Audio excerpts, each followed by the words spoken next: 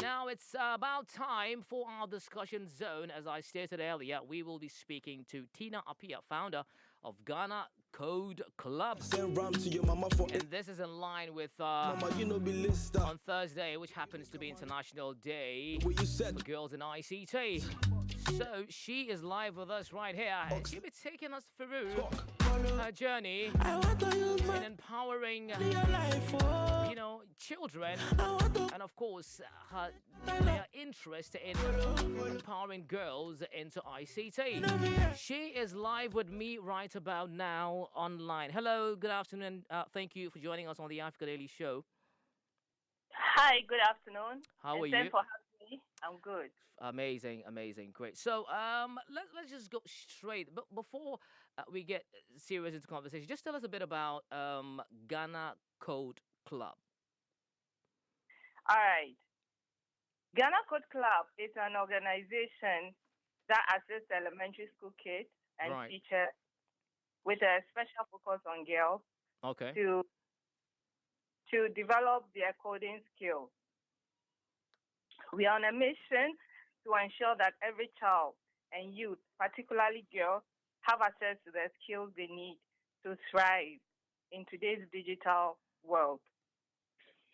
Right. Okay, so that basically is your core mandate, yes? Yeah. Amazing. But then let's just establish this conversation. Why do you think there is that less participation of girls in the tech space, particularly ICT? Well, it's probably because most of the time girls always shy away from STEM activities. One moment, excuse me, please.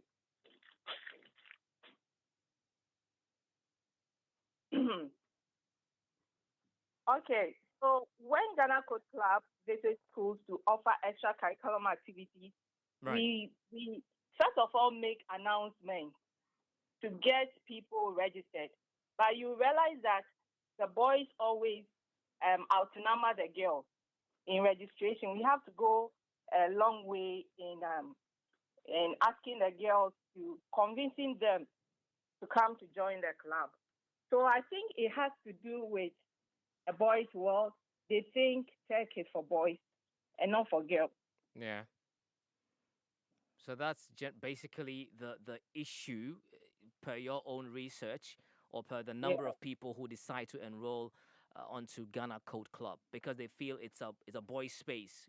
The girls, sure. it's not right. But what are you doing to also let them understand that this is a neutral ground for everyone? It doesn't matter your gender. You can be a part Yeah. of this. Okay, so what we do is we partner with other organizations to set up other programs purposely for girls.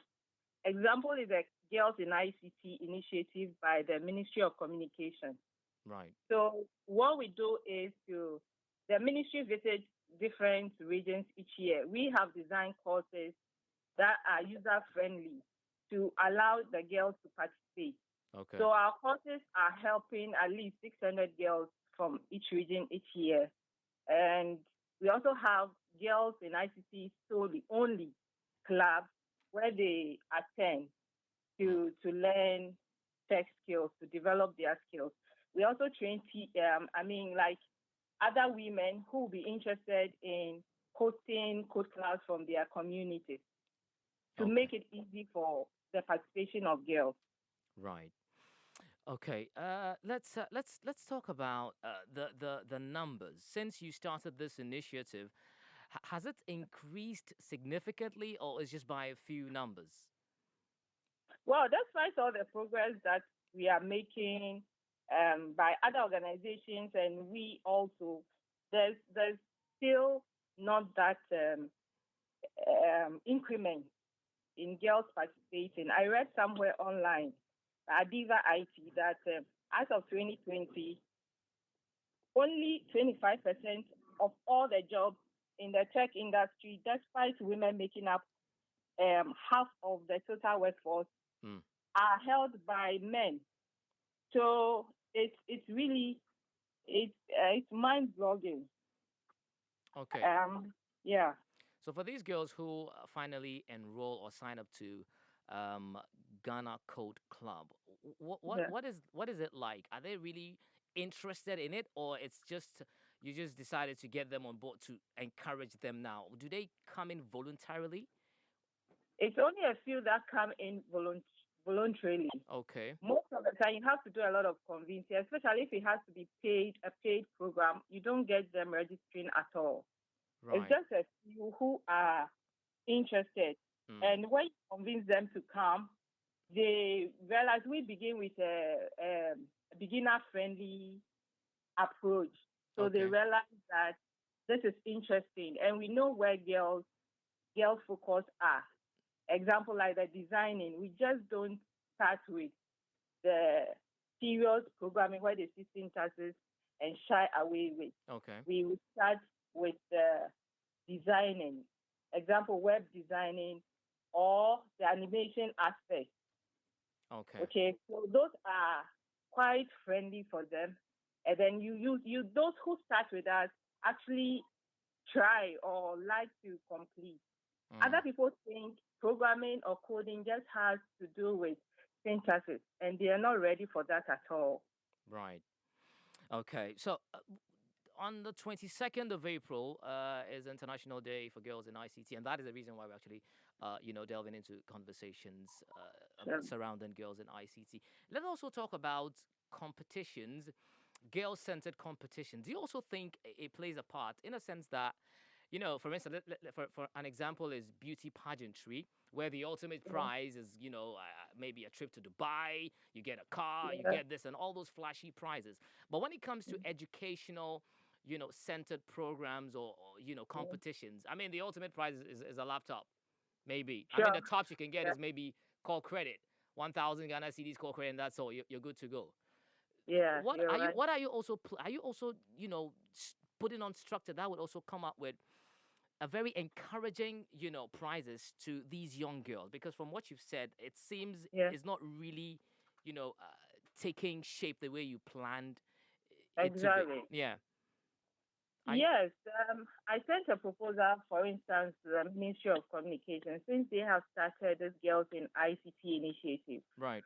That we can encourage this kind of competitions where the winner gets to maybe visit the US to Yeah. also network with other students. In the same So coding space, yes. exactly, Right. and so I think we are working towards that. Mm. Mm. Yes, Oh, because currently all that is there is a laptop. When you win, I think the biggest prize I've heard is 2,000 Ghana cedis, which is not encouraging. right. Okay, Sure. let's So also talk about we want organizations to get on mm, board also to help us yeah.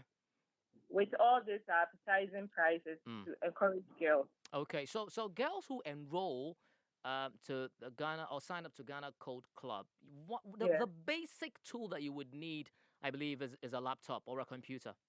Yes. So for someone who is interested and doesn't have a laptop, what's the solution to that?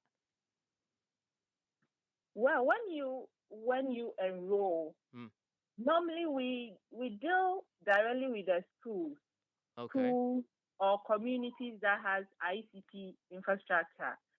Some corporate bodies have ICT centers, and we say Ghana Code Club, I want you to manage this center. And so you don't need to bring your own laptop if you don't have one. If you have one, it's fantastic. Normally, those who come to our centers are the private students with their laptops.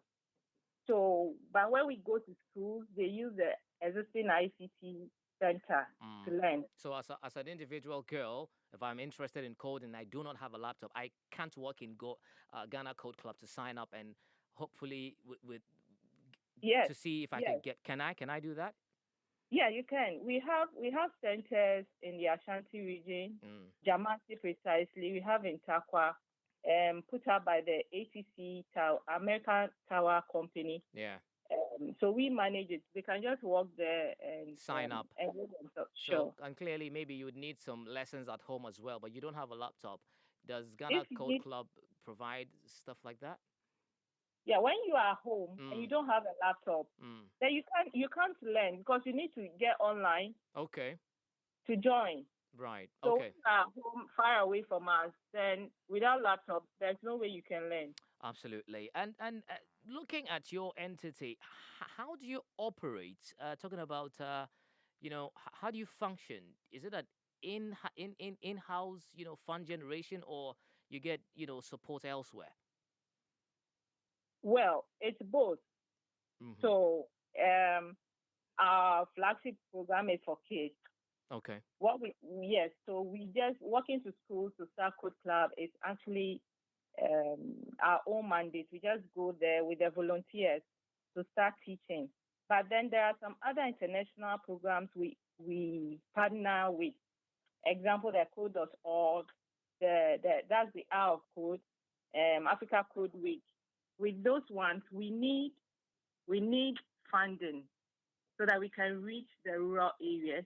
Right. We also have this program called the Code on Wheels, where we travel across the nation, Okay. empowering teachers and setting up code clubs. Those ones also require funding. Mm. Mm.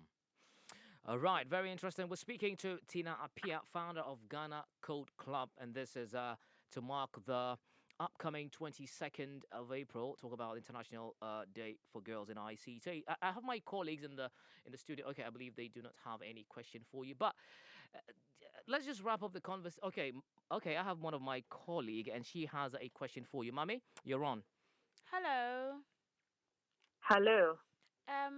I always see talk about coding, and in my head, I'm thinking is all tech, and it could be difficult.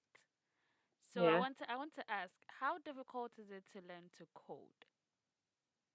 Well, to learn to code is not that difficult if you have the interest and if your passion is there. Because coding is just interacting with a computer with a language it understands. Okay, so if the computer understands a Java language that you are interacting with, you need to learn that language. So it's just like learning English. Okay. Get it? Yeah. And we have visual languages as well as the text-based languages. We use visual to start for beginners, complete beginners like you. Okay. So the visual gets your interest or arouses that curiosity in you. So if visual says just move, drag this and drop, those are block tests. If you are able to drag and then place and put a sequence together, we ask you to also do it in a test, in a real life language. Okay, so just Okay. write this as if you are writing English. Then you see that you are putting the languages together. Then the computer will produce whatever you have put together. Okay. So it's not that difficult. Mm. It's just by And learning the. it's advanced. Yeah, we have Okay. the basic, we have the intermediate, and we have the advanced. Once you're able to pass the basics, you may have the what's the name, the interest to continue. Okay. Mm. So, Thank you. Okay. A parent maybe would be asking, because trust me, if you should ask a parent today, what would you like your child to be? They say doctor, a pilot, this and that. But when I learned coding as a young female child, what are some of the job space I can find myself in?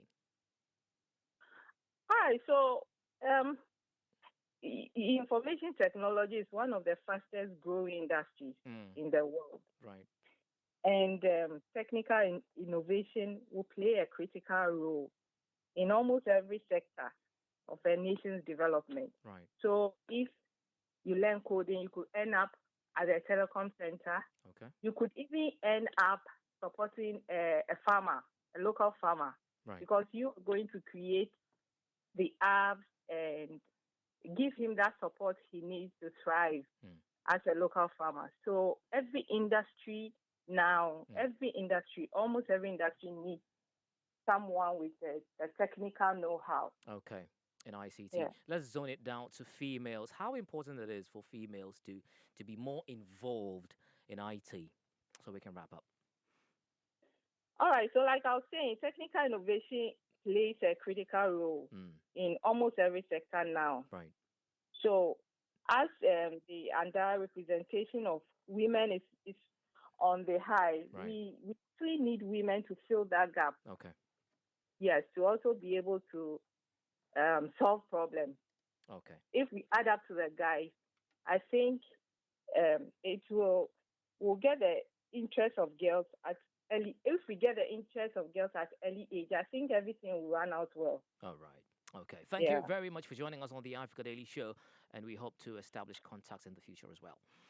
Thank you. Uh, Thank you for having me. You're welcome. All right, that was Tina Apia, founder of Ghana Code Club here in our base, Ghana. So you heard it. If you're a lady out there, a young girl, or a parent who wants their child to venture into that space, Ghana Code Club, you can check them out on the website and hopefully get answers.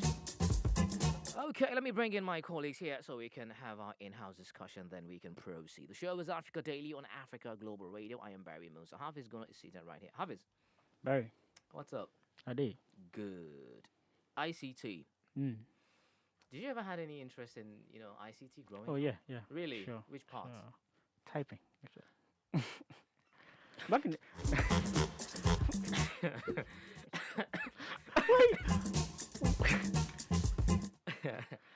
I don't know, I'm getting a look from No, it's Maud. not just Wait, more. let me explain myself. Why are you Right. laughing? I'm not laughing. I'm coughing. That was a genuine answer. Are you by the way. serious? Yes.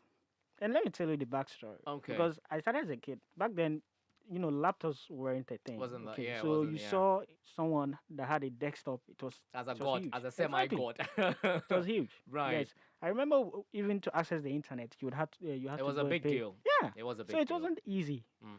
So for me, I think I went to the cafe once and saw someone type really fast. And you're impressed. As a kid, that was all I wanted to do. So I think I picked up Daily Graphic then. Every article on there, You're I kidding. spent time typing it. That, as a kid, anyway. Those little writings. Exactly. You took your time to type everything. Yeah, but it was rewarding though. In Mm. secondary school, no one could stop me. Oh, really? Yeah, no one. You came didn't close. pass through the Mavis No. Beacon Mm-mm, thingy. I was a natural, so Right. I So was kinda- best buds with the computer I see, science so, teacher. Anyway, right. so. But I mean, ICT is something that is the order of the day in everything lately. Yeah. Well, she's touched on a bit about everything in the tech space. Yeah.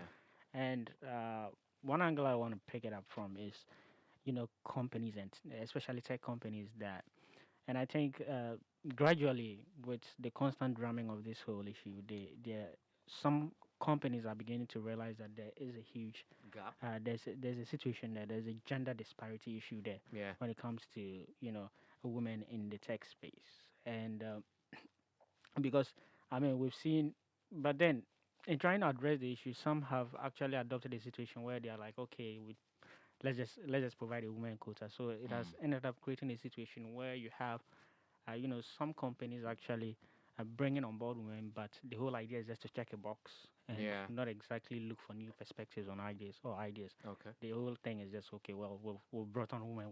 What more do you want? But then another issue is even more, trying or worrying is the high attrition rates. Women that find themselves in tech spaces, and by attrition I mean the number of women that leave. Yeah. Now, according to a Harvard Business Review statistic, 52% of women that find themselves in STEM-related spaces actually eventually leave. Mm. Yes, What could be the reason?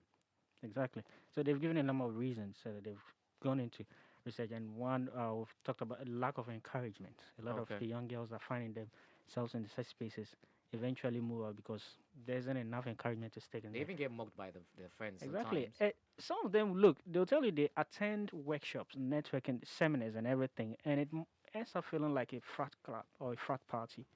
Because, I mean, well, it's all men and boys, so you feel like a fish out of water. Yeah. Just standing there and don't know exactly what to do.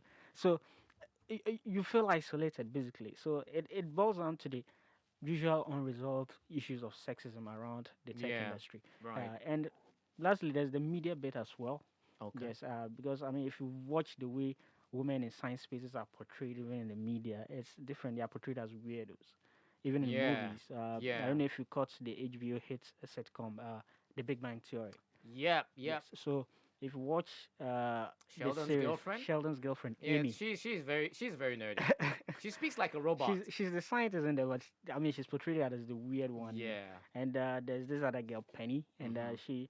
she appears normal. Mm. So in the end, I mean, any girl watching that series Wouldn't find it exactly attractive doesn't enough exactly to. think. I mean, It's I a want good to be space Amy. for her. Exactly. So Right. some of these subtle messages have a long way Mm. to go in shaping the minds of young girls Exactly. into venturing into the tech spaces. Right. Thank you, Hafiz. Let me get to my mate who actually asked the question about coding. You hear coding and you thinking you're gonna meet some bunch of numerical No, display on your You screen, huh? see, usually when we watch movies, right, and Mhm. then they're trying to Especially the decipher techie. something, then there's like they're typing.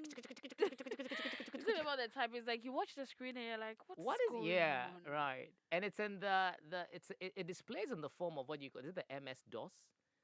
The display. Okay, you don't know that. Okay, you Yeah, have not he you was have not only gone that interested far. in Yeah, typing. there's this display. I don't know if it's there's this MS DOS. You type and then you enter and then it displays a certain writing. Plenty. Yeah, And then you sometimes enter when they're and then typing in code. Okay, yes, yeah, I yes, think that's yes. the yeah, MS when- DOS display or something like that. I don't know, Yo, it's but like you see that, and in your head you're like, this guy is a genius. and then I spoke to her and she was like, it's talking in it's actually communicating with a computer in Yeah. a language the computer will understands. understand. So in my head I'm like, I remember there's this popular one they said it understands the 01 language. It's 010101. So whatever you type, the computer understands it as a 01. Well, I'm not a techie, so just a little one I know. well. Yeah, mommy. So as I was saying, like Mm. you see that and in your head you're like, there's not something I can I do. want to do right. There's not something I can do. But then again, let's say we're watching sometimes going back to these same movies, I see a woman doing that and I'm so fascinated. Mm. Mm. So I think what we can do to draw more girls into the tech space is to let women, like especially the media, movies, all of that. Yeah. We should make women portray such characters in movies more. Okay. Because if I was a little girl and I was watching TV and I saw a woman do decrypt codes and all Yeah, of that, you get it will impressed, huh? fascinate me. Yeah. I'll be like, I want to be like her. I want Yeah. to do I want to be able to do what she's doing. Right. So this is a way that the media can help. Even in our African movies, we don't see anything like that. Oh no. Computer deciphers and Oh all of no. There's another situation where she's mentioned. There are times, a lot of the time, when we pick up our phone. I mean, we see it with our parents a lot. They aren't exactly Tech technologically savvies and all. savvy, exactly. So they pick up their phones and maybe it's a virus or just an alarm or something, and they Yeah. are freaking out. But Immediately you they come to call the you. rescue, yeah? Yes, and that is down to what you call, learned technological helplessness, where Okay. you pick up the phone. You're so used to people doing stuff for you, so Right. you don't want to learn. You just pick it up, and because you have mod on demand, you're Mm. like, mod, help me out. Okay. Or mod has a guy on demand, so help me out. You don't exactly want to learn. It doesn't exactly make you want to, find out the new stuff, the latest in Yeah. tech. Right. Yes. Some of us, even in this generation, are still. I mean, you sometimes hear certain new apps, and you're like, what's going on? Yeah, like you're offbeat, eh? Let me bring in Epi here so we can continue. Epi, Right. girls in ICT. Yeah. You've been doing a lot of designs using what do you call it? What's that platform again? Canvas? That's I use Canvas. Canva, Adobe. Is it Canva or Canvas? No, Wait, guys, Canva. this, let me be There's very Canva. Eh? Canva. Okay. I'm just No, I don't know. shush. I'm ignorant. What's the problem? I mean, come on. Canva. Yeah, Right. Canva. They're laughing Okay. at me for typing. I think It's fine. I use Canva, I use Photoshop and Illustrator. Okay. So I think when it comes to women in ICT, it's a good field. It's a great field. Right. Hafiz mentioned that according to Harvard Business Review, 52% of women that actually enter move out. And when you actually go and check the same review, you realize that there's certain traits that Okay. actually keep those who actually make it, those who stay. Right. And out of every 5 women in STEM, one of them is likely in the upper echelons, having a senior position, Right. are successful in their jobs, and actually making great, contributions. Right. But these are some of the key reasons that some of them actually do not stay. Some of them actually step up. There's something they call Telegraph Confidence. Okay. And this is the case where it's like, we want you to see that you matter, like you mentioned, but it's not like you actually do matter. You know, you put yourself out there. It's like you're confident in what you're doing, but some of the professionals you work with do not believe in you. So Right. you feel you've got it, but then they look at you and they don't actually see that you have got it. Now, we have those who talk about the fact that half or 50% of their contributions are not taken into consideration. And in the STEM world, if you're looking for what actually kicks, it's the idea that sparks the innovation that becomes the next big thing.